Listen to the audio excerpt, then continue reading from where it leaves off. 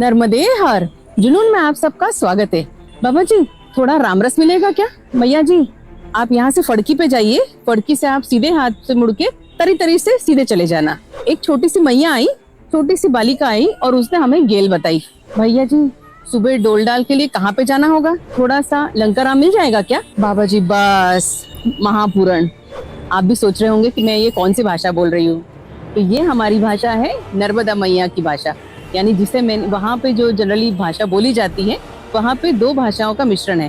बोलचाल की भाषा में वहाँ पे निमाड़ी और मालवी भाषा का मिश्रण होता है।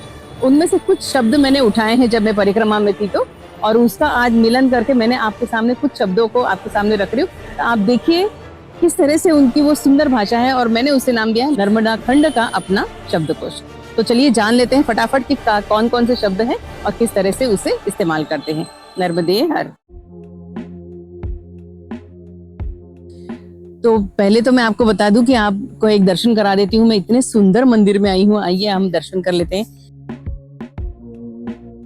एक शिव जी का मंदिर है, नर्मदे हर। ये स्वयंभू मंदिर है, यहाँ पे अद्भुत मंदिर है। नर्मदे हर, शिव शंकर शंभु भोले। तो इस समय मैं आपको एक बता दूं कि जब हम परिक्रमा पे निकलते हैं तो वहां पे इतनी अच्छी भाषा बोलते हैं। वहां पे परिक्रमा नहीं बोलते, वो इतनी मिठास भरी भाषा बोलते हैं। वो बोलते परिकम्मा। ये कितना सुंदर वर्ड है ये परिकम्मा। ये इतना सुंदर सुनने के बाद जो बोले लोग पूछते हैं आप परिक्रमा में हैं? हम कहते हैं हाँ हम परिक्रमा में। फिर वहां पे एक भाषा होती है जहाँ पे आप अगर स्त्री है तो आपको माता राम से संबोधित किया जाता है, या फिर माता जी कहते हैं, या फिर मैया। और जो पुरुष है उनको बाबा जी कहते हैं। तो जब परिक्रमा पे हम निकलते हैं, इतनी सुंदर भाषा में निकलते हैं, तो एक और शब्द बनता है उसमें से कि आपने परिक्रमा कहाँ से उठाई? तो मैं जब परिक्रमा थी तो मुझे भी ऐसा लगता था उठाई, यानी हमें हमारी भाषा में लगता है उठाना मतलब कुछ लेना। तो संकल्प उठाने को कहते हैं परिक्रमा उठाना। यानी हम जब ब्राह्मण के पास बैठ के पुजारी हमें संकल्प छुड़ाता है कि हम इतनी परिक्रमा में पैदल चलने वाले, उसे कहते हैं परिक्रमा उठाना। और इन सब में जब हम जिसकी परिक्रमा करते हैं ना, उसे भी हम मैया कहते हैं, पर ये लोग इतने नर्मदा कहते हैं, नर्मदा नहीं कहते हैं, नर्मदा। इतनी छोटी छोटी चीजें हैं, वो सुन के मिठास भरे कानों में वो माँ के प्रति जो प्रेम है उनका। और जब हम परिक्रमा उठा लेते हैं, अपनी परिक्रमा शुरू कर देते हैं, तो एक वहां पे नियम है जिसके कहते हैं कढ़ाई करना। अब जब मैं परिक्रमा थी तो मुझे भी लगता है कढ़ाई करना, यानी हमारे घर में जो कढ़ाई होती है ऐसे, पर जब परिक्रमा के दौरान आप रहते हैं तो वहां पे जो आप रवे का शीरा बनाते हैं, जो मराठी में शीरा कहते हैं, हिंदी में उसे कहते हैं हलवा। यानी जब आप परिक्रमा उठाते हैं उस समय आप कन्या पूजन करते हैं, और जब वो आप हलवा बांटते हैं उसे कहते हैं कढ़ाई करना। उसकी एक अलग ही दुनिया है मैया की, और वहां पे उसी की भाषा चलती है। तो उनके साम्राज्य के ये ऐसे छोटे छोटे शब्द हैं। उसमें से एक और शब्द मुझे याद आ रहा है कि जब हम परिक्रमा पे थे तो जनरली हम सुबह उठ के जब निकलते हैं तो लोग हम बोलते आप कितने बजे उठेंगे? तो वहाँ ये ऐसे नहीं कहा जाता कि आप कितने बजे, वहाँ कहते कितने बजे खड़े होंगे। तो मुझे लगता है खड़े होना मतलब क्या है, उनका इतना सुंदर मीनिंग है। उठना यानी उठना, और खड़े रहना मतलब आप जब सुबह उठते हैं उसको वो लोग कहते हैं खड़े होना। अब जब आप सुबह खड़े हो गए 4 बजे 3 बजे, अपने पोथी वगैरह पढ़, आपने अपना सब कुछ कर लिया पूजा पाठ, उसके बाद आप निकलते हैं परिक्रमा में, तो आप लेते हैं नाश्ता। तो उसे ये लोग कहते हैं, इतना सुंदर शब्द है बाल भोग। कितना देखो, बाल मतलब छोटा, भोग मतलब आप अपने शरीर को भोग लगाना, बाल भोग। इतना मिठास भरा शब्द है बाल भोग। एक और शब्द आगे आता है जब आप प्रसाद चढ़ाते हैं। अब आप किसी आश्रम में जाते हैं, अरे हाँ आश्रम से याद आया मुझे, आश्रम में जो सेवाधारी हैं उन्हें महंत कहा जाता है, या फिर महाराज जी कहा जाता है। आप ऐसे अरे सुनो ऐसे नहीं कहते, वहां पे महंत जी या फिर महाराज जी कहते हैं, वो जो आश्रम के संभालने वाले हैं। अब जब आप परिक्रमा में चल के आप किसी आश्रम में रुक जाते हैं तो वहां आपको ये पूछा जाता है कि आप खाना खाएंगे क्या? ऐसा नहीं पूछते, वहां पे पूछा जाता है आपने भोजन प्रसादी पा ली? पाना मतलब लेना, हम कहते खा लिया क्या, वहां की भाषा है पाना। भोजन प्रसादी पाली, इतना पाना मतलब आप ले लेते हो उस चीज को, ग्रहण करना। इसके अलावा जब आप परिक्रमा में आप आगे आगे जैसे से धीरे बढ़ते जाते हो, और एक शब्द है जो मेरे को थोड़ा सा अजीब लगता है और अच्छा मतलब सुन के, आप जब वहां पे आपको टॉयलेट नहीं होते हैं, आपको वहाँ ओपन में खेत में जाना होता है। जब आप खेत में जाते हो तो खेतों में जाने के लिए ये नहीं कहा जाता कि मैं खेत में जा रहा हूँ, मैं मॉर्निंग वॉक के लिए जा रहा हूँ, मैं यहाँ टॉयलेट जा रहा हूँ। वहां पे एक शब्द है डोल डाल, मतलब आप जब अपना सामान लेके जाते हैं उसे कहते हैं डोल डाल पे जाना, यानी आप टॉयलेट को जा रहे हैं। इतनी उनकी भाषा सुंदर है ना कि ये शब्द अलग है पर अच्छे हैं। इसके अलावा जब आप भोजन प्रसादी पा लेते हैं और आप जब चलने लग जाते हैं, तो जब आप आश्रम में उतरते हैं वहाँ एक और शब्द है कि आप कहीं पे भी जाके, ऐसा नहीं कि होटल जैसा कि आप जाके वहाँ पे सो जाते हैं, रख लेते हैं। आपके पास जो आपका इस तरह का एक आसन होता है, तो आपको वहाँ परमिशन लेनी पड़ती है कि बाबा जी मैं यहाँ पे रुक सकता हूँ, यहाँ पे रह सकता हूँ क्या, उसे कहते हैं आसन लगाना। अब आसन, हमारे दिमाग में आसन यानी क्या होता है, जिसपे हम बैठते हैं वो, पर ये यहाँ पे आसन लगाने का मीनिंग है कि ये जो आपने व्हाइट शीट डाली है इसे बिछाते हैं और इसके ऊपर आप सोते हैं। जब आप भोजन प्रसादी को लेते हैं तो वहां पे ये कहते हैं कि आपको नमक चाहिए, अगर आपका खाने में चाहिए, वहां नमक नहीं कहा जाता। खाने में इतना मिठास भरा शब्द है, आप अगर नमक चाहते हैं तो आप उनसे कहते हैं बाबा जी रामरस है, नमक यानी रामरस। और अगर आपको मिर्ची चाहिए तो आप वहाँ कहते हैं लंका राम। सब्जी चाहिए सब्जी राम, दाल राम, खिचड़ी राम, हर चीज के साथ राम शब्द जोड़ के इतना मिठास भरा शब्द बना दिया जाता है। तो और हाँ, और एक और आपको बताऊं बात, जब आप आश्रम में जाते हैं तो आश्रमधारी आपसे पूछता है कि आप कितने लोग हो, ऐसा नहीं पूछते, वहां पूछा जाता है आप कितनी मूर्तियां हो। कितना सुंदर हमारे यहाँ की रीति रिवाज संस्कृति है कि आपको साक्षात मूर्ति मानते हैं परिक्रमा के दौरान।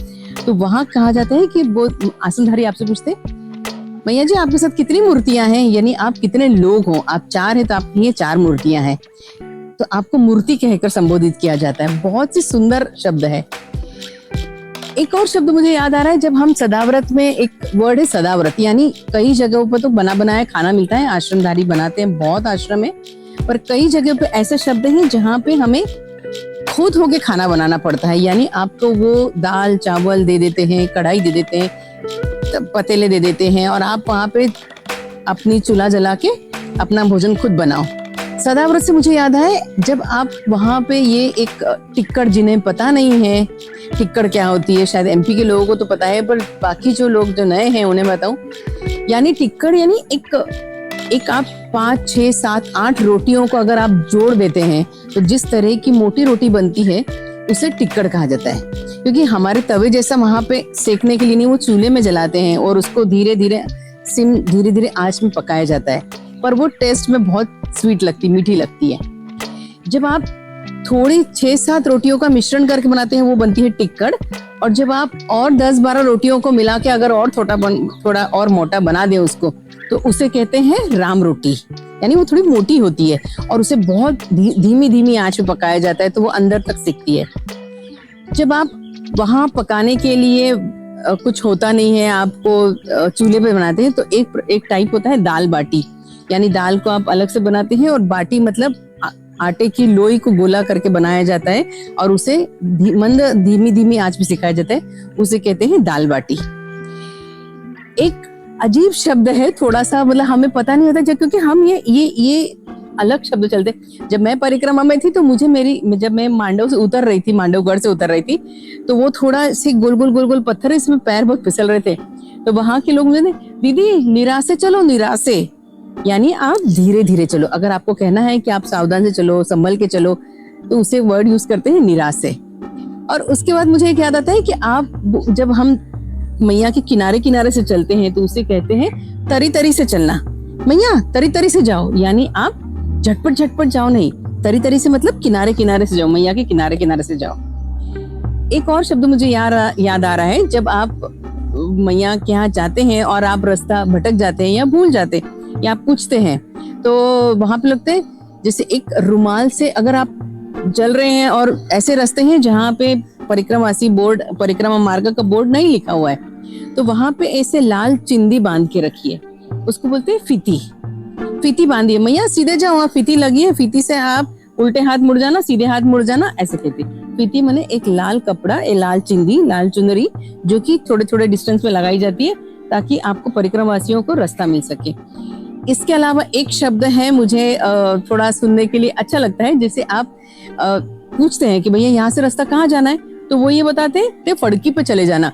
अब हमें पता नहीं होता फड़की यानी क्या, फड़की यानी रेलवे फाटक। एक शब्द है, जब मैं परिक्रमा, मुझे एक बोले मैया मैं तो भटक गई थी पर मुझे मैया ने, छोटी एक मैया आई, उसने गेल बताई। गेल यानी आपको रास्ता दिखाया, ये वहां की भाषा है, ये गेल बताई। फिर छोटा जो रास्ता होता है, जैसा जो आप अभी ये रास्ता देख रहे हैं, ये रास्ते को कहते हैं पगडंडी। जब आप पगडंडी से चलते हैं तो मतलब वहां चल चल के जो रास्ता बन जाता है, पग यानी आपके पैर, और डंडी मीन्स डंडा लगा लगे, जो पगडंडी से रास्ता बन जाता है वो एक पगडंडी शब्द बनता है। अरे हाँ, एक और बताऊं, अगर आप वहां पे एकादशी का उपास करते हैं या फिर आप संकष्टी चतुर्थी करते हैं या आपको कोई और उपास करते हैं, तो आपको वहां पे पूछा जाता है कि आज आप उपास से, ये नहीं पूछते, आप वहां पूछते फरियाली है क्या। फरियाली यानी आपको उपवास है क्या, तो फरियाली देते हैं वो आपको, यानी आप उपवास, आप आज आपका उपवास। तो जब मैं एडिट करने बैठी तो मुझे याद आया कि एक इम्पोर्टेंट शब्द मैं भूल गई, तो वो मैं आपको बताती हूँ, और वो शब्द है महापूरण। महापूरण का मीनिंग ये होता है कि जब आप खाना परोसते हैं, आपको जब प्रसादी लेते हैं और आपका पेट तृप्त हो जाता है, उसके बाद आपको एक भी रोटी नहीं चाहिए होती, आप कहते हैं बाबा जी बस, जिसे हम अपनी भाषा में बोलते हैं बस आई एम डन, उसे कहते हैं महापूरण, यानी उसके बाद आपका भोजन तृप्त हो चुके हैं। इस तरह से छोटी छोटी बहुत सारे शब्द हैं, अब मुझे जितने याद आए मैंने आपके सामने रखे। ये मैया का अपनी खुद की भाषा है, खुद के अपने शब्द हैं। अगर आपको कुछ और याद आ रहा है तो कमेंट में आप और बताइए, ताकि लोगों को जब वहां जाएंगे तो उनको ये शब्द से वो लोग परिचित रहेंगे। और जैसा कि मैंने आपसे वादा किया था कि आप सब्सक्राइब कीजिए, ताकि मैं आपको और अच्छे वीडियो, इस तरह के वीडियो बनाऊंगी, यानी कि आपको वहां जाने के बाद तकलीफ ना हो। उसमें से ये एक श्रृंखला का वीडियो है। आगे के वीडियो में आपको और इससे कुछ अलग देने की कोशिश करूंगी। और ये है हमारी मैया का शब्दकोश। तो मिलते हैं अगले वीडियो में। और उसके पहले आप अगर अभी तक चैनल पर नए हैं और अभी तक सब्सक्राइब नहीं किया है, तो फटाक से सब्सक्राइब कर दीजिए चैनल को, और लाइक शेयर कमेंट करना बिल्कुल ना भूलें। नर्मदे हर।